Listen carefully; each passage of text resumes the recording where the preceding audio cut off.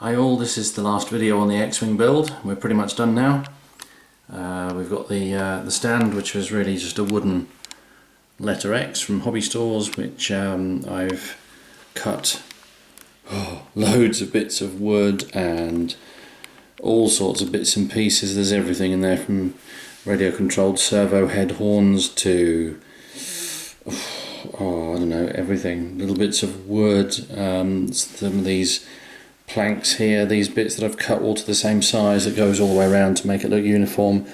That's flooring that they sell for making dolls' houses. So this would be sort of the wooden floor, and I've just, so they're all the same width, and I just have to cut them to length. And then there's little glass beads on there. There's, ironically, that and those two are parts of the landing gear of the very same X-Wing, but as we were doing it in flight, we didn't need them. So yeah, so there's all sorts of things there, and I've just tried to build it up to make it look like there's something going on, a little bit of detail. So cocktail sticks there, you name it, it's there. Bits of sprue, beads, you name it. So that's the base. The model's powered either by power or by mains or by battery. And what you'll see is we've got some lights in the cockpit, and we've got some lights in R2-D2.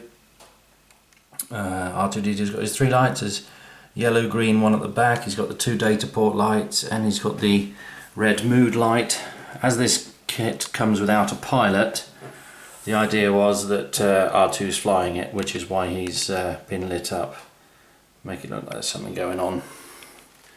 So we've got, and I don't know if I can show you, but on the screen inside there's actually a picture of it's a screenshot from the end of Star Wars in the trench run, where where one of the X-Wings has got a TIE fighter in their sights. So it's a little green display.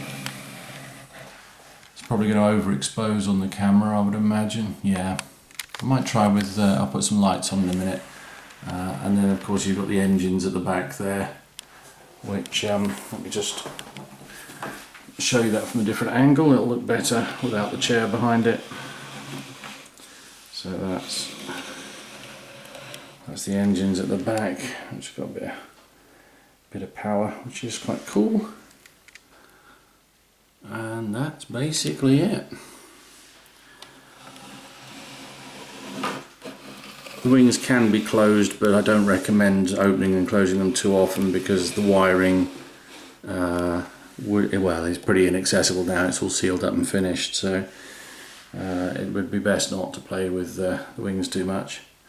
But there we go. I've tried to give it a bit of a weathered appearance. A lot of the Star Wars vehicles are pretty used, shall we say. I'm just going to put the light on and we'll see if I can get you a better look at that screen. Okay, there's a big light above it now, so hopefully the lights in the model won't drench out the camera. You can just see the screen in there, and I don't know if you can make it out, you might have to take my word for it, but there's a little X-Wing in a green set of crosshairs there. Little green X-Wing. Little green TIE fighter in a set of crosshairs. So there we go. That's all finished, ready for the customer to pick it up. I did get kind of attached to this. I'm going to have to build myself one day, I can tell. But there we go. So thanks for watching the series. Hope there's been some helpful tips in there if you want to buy an X-Wing. This wasn't an amazing kit, it was the flight display model, but you can do something quite reasonable with it.